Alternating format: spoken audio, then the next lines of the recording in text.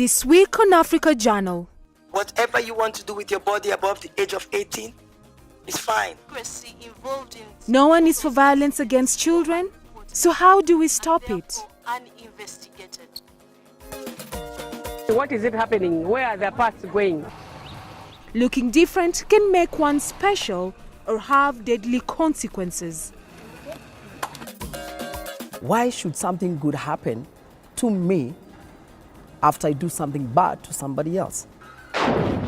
Witchcraft is no laughing matter when young children's lives are turned upside down. Hi, I am Millie Akeyo, bringing you a special edition of Africa Journal here in Addis Ababa. Now, we are here to tell you about an important event hosted by the African Child Policy Forum in Addis Ababa. The topic, extreme violence and crimes against children in Africa. The African Child Policy Forum, or ACPF, has published an in-depth report focusing on the mistreatment of children with disabilities, children with albinism, and how witchcraft is used to mistreat kids, including how gender leads to girls' abuse. We kick off the show looking at the problems and the solutions that were addressed in the conference. The conference featured a variety of voices, from government ministers to African leaders, religious leaders, activists, and the NGO community. Mrs. Grassa Machel, chair of the ACPF's International Board of Trustees, addressed the opening ceremony. Under these circumstances, it becomes a moral duty to take up an issue such as this and expose it for public debate and scrutiny.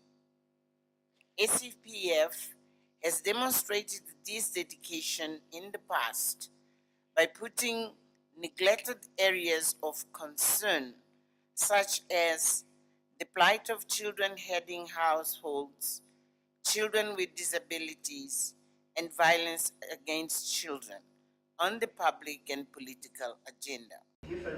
The two-day event kicked off on the 7th of November.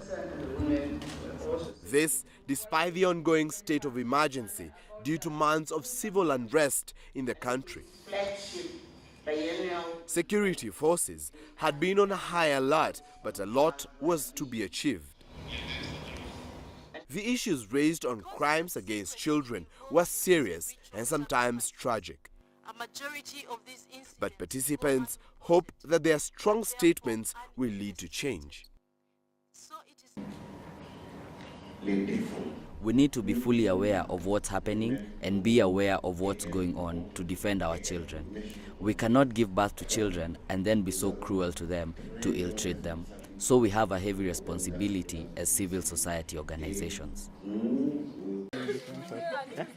The event has also seen some ideas on how to combat female genital mutilation and why extreme forms of violence are being stressed.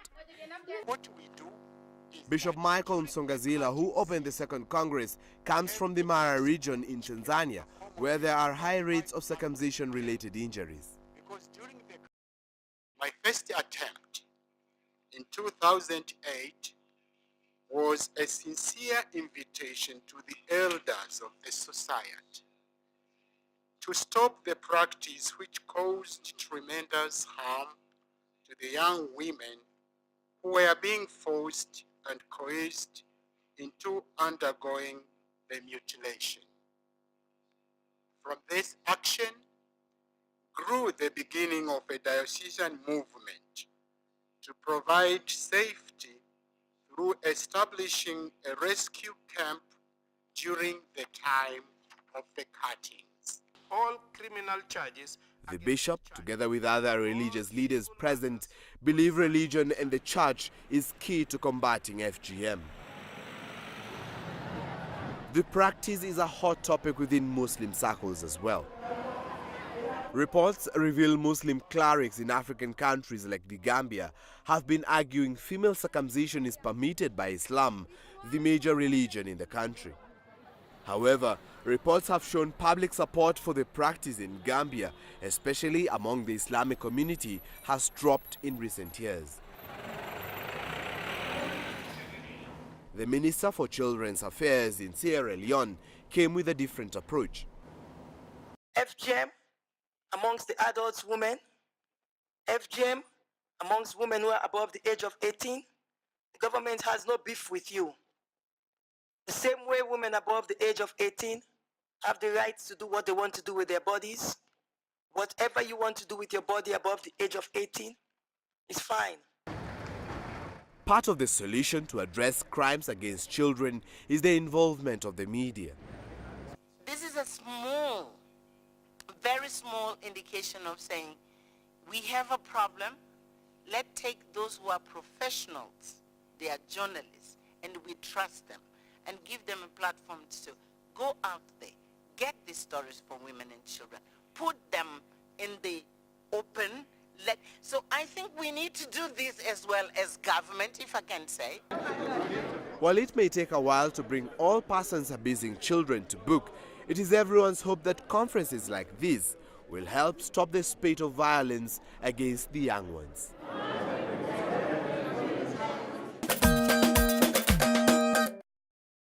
I learned a lot at this conference. However, there are specific subjects that I was already familiar with, like violence against children with albinism.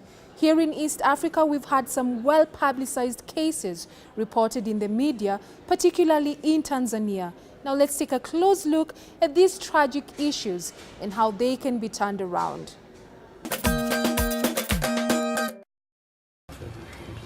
Chipiliro Kamanga sits with her father outside their house in Mulane, Malawi.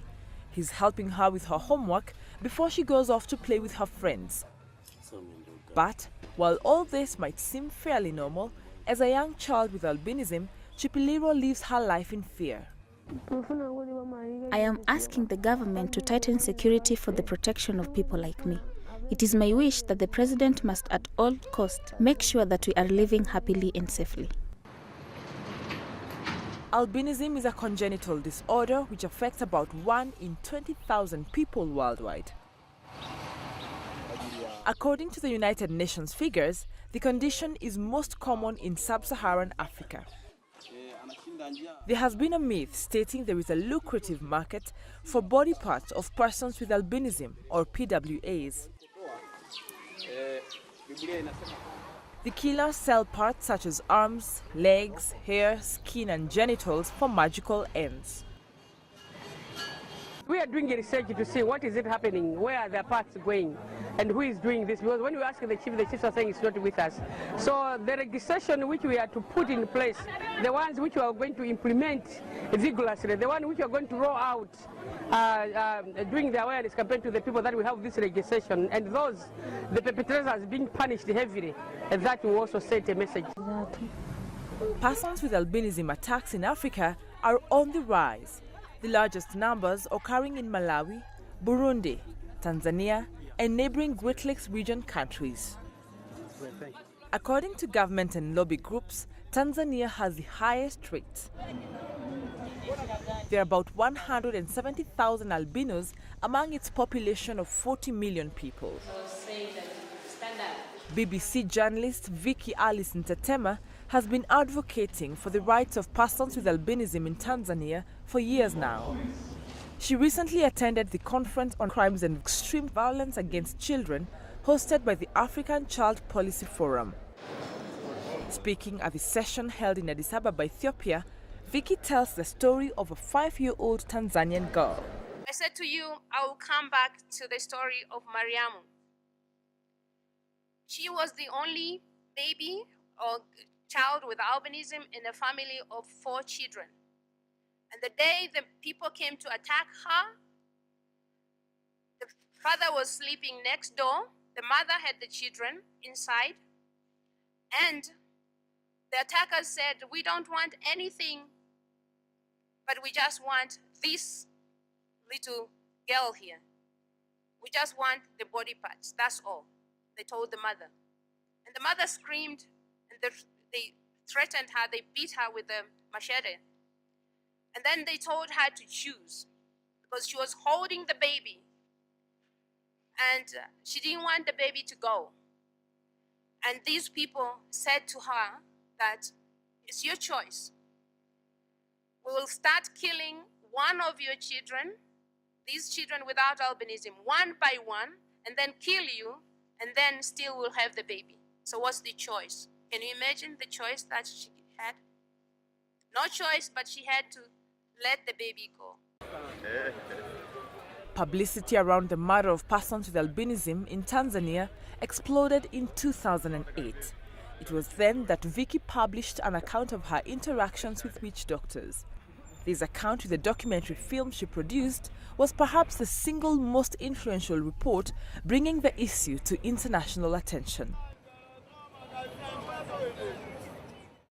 The advocacy group Under the Same Sun, UTSS, and Amnesty International have since provided some useful data.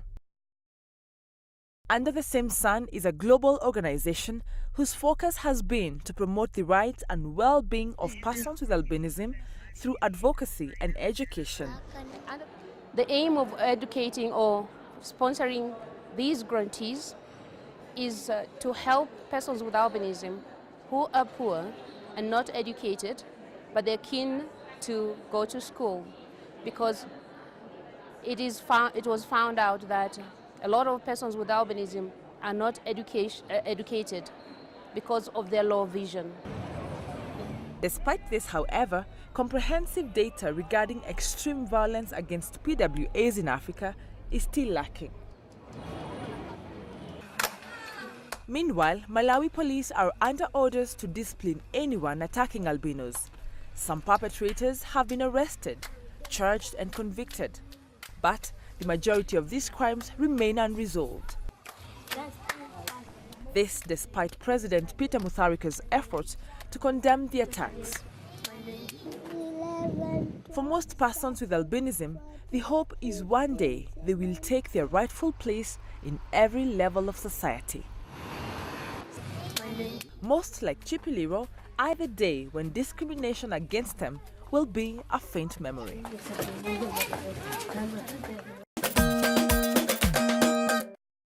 I know these are some of the tough subjects to explore, but the more we know, the more we can do to remedy the situation. Stay with me, we'll be back with this and more. Give the best possibilities you can to your own child. This is in fact the time to show your love regardless of your child's situation. Children with disabilities deserve our love too.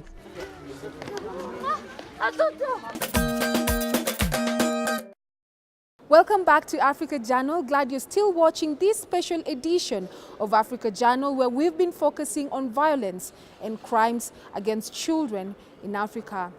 On Africa Journal, we have met many Africans taking care of children with disabilities, from parents with kids afflicted with autism here in Kenya to volunteers taking care of youngsters who can hardly help themselves in Mozambique. While some parents feel they cannot take care of these children, society and governments are trying to help turn attitudes around. Let's learn more.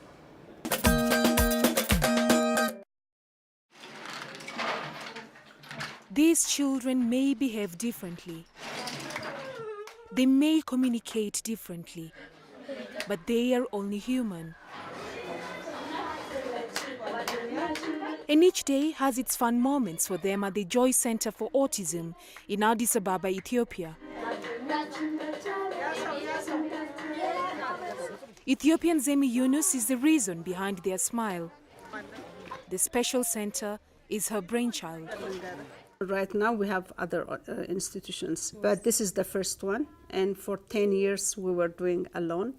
But thank God now there are, some 2-3 centers opened. And we also have started schools in governmental schools. We take one class, and in collaboration with the Ministry of Education, we do give services. The inspiration to open the center came from her very own story.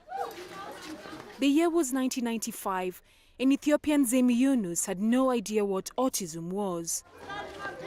What she did know was that her 4-year-old son Jojo was clearly different from other children of his age. She and her husband were living in the United States at the time. At first I knew something was wrong with him, because his behavior was not like other children. He had special need. He was not talking until that age.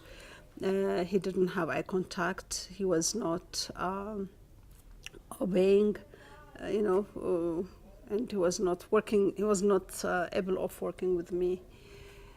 He didn't give any attention to whatever I was telling him to do.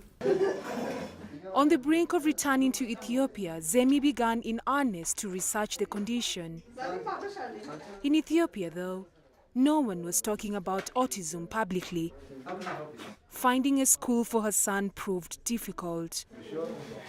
So, she began looking for other affected parents, and what she found shocked her. And I've seen many children as well who were not helped and who were not going to school.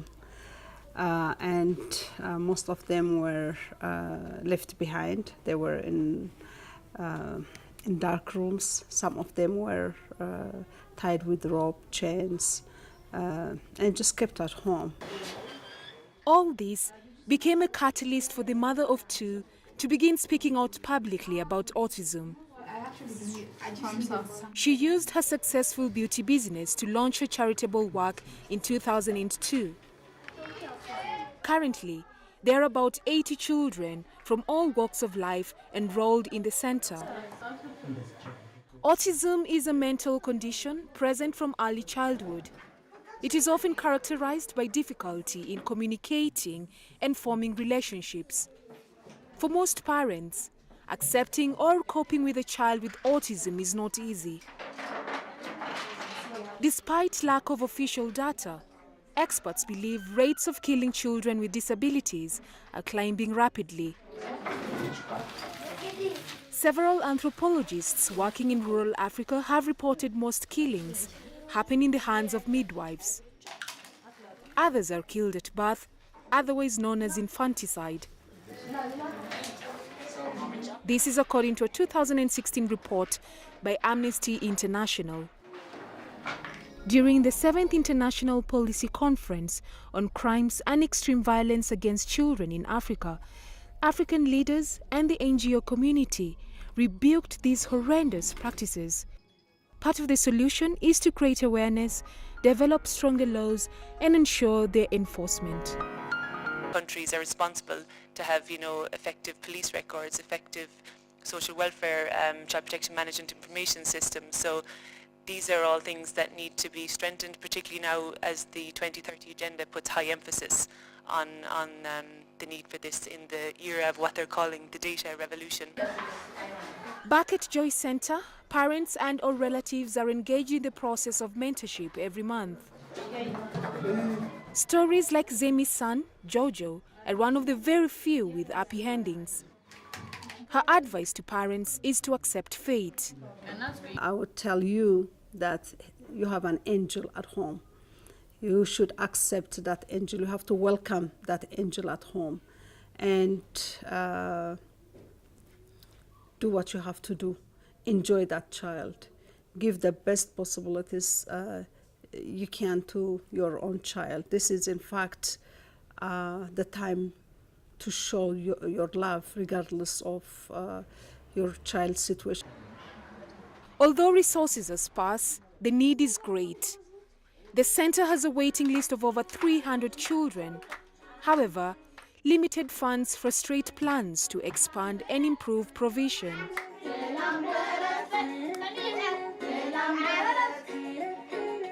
Meanwhile, it is tales like those of Jojo and his mates that is providing hope for families of children living with autism.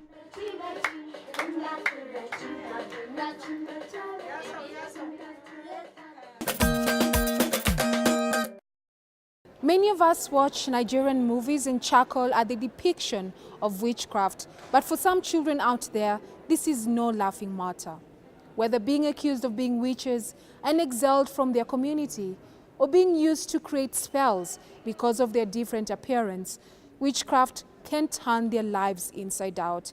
Let's hear from some people who are working to fight superstition's collateral damage.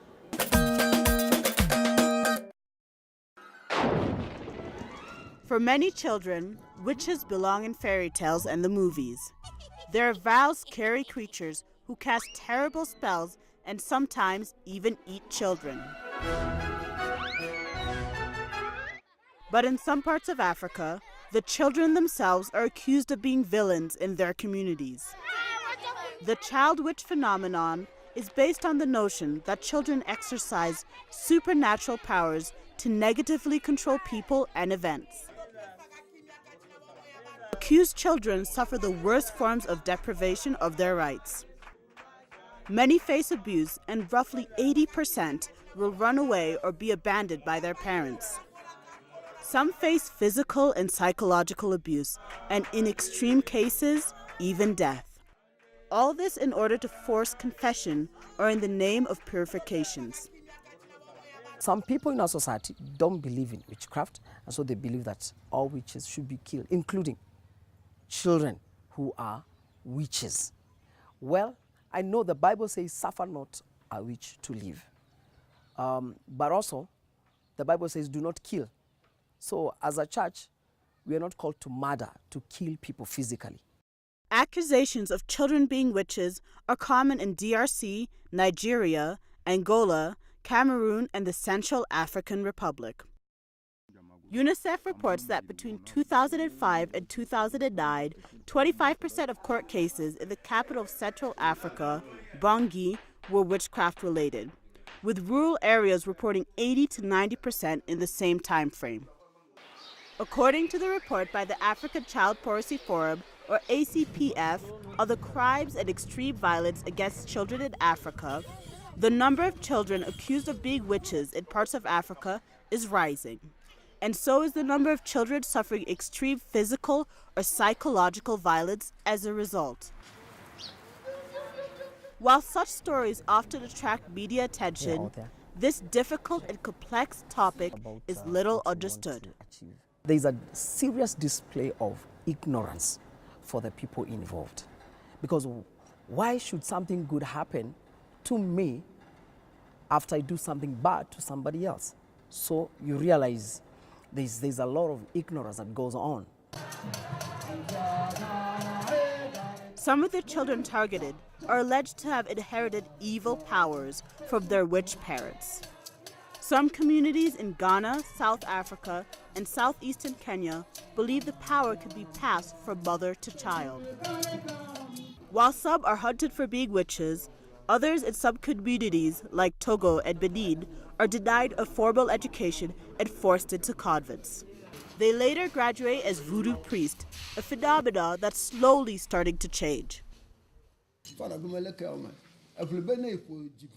We invoke the oracles so they can tell us which ceremonies and rituals to perform in order to free the children from the convents.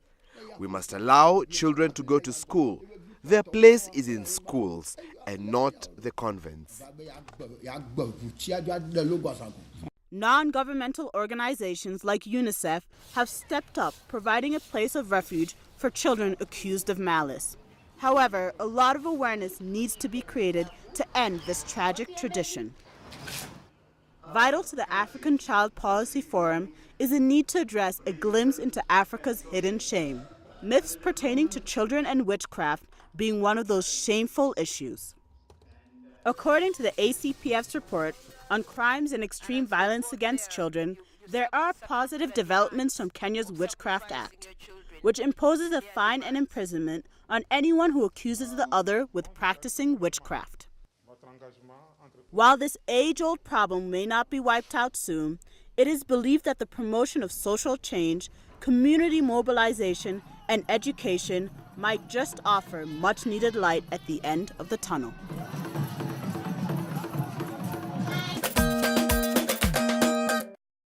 Now, while we talked about very difficult subjects, at the end of the event, I felt united with many passionate Africans who are determined to stop violence against children.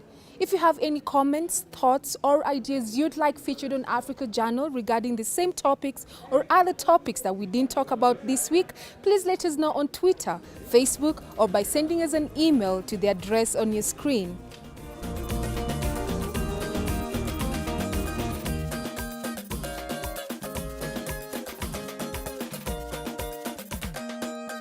That's it for this week. Tune in next week for...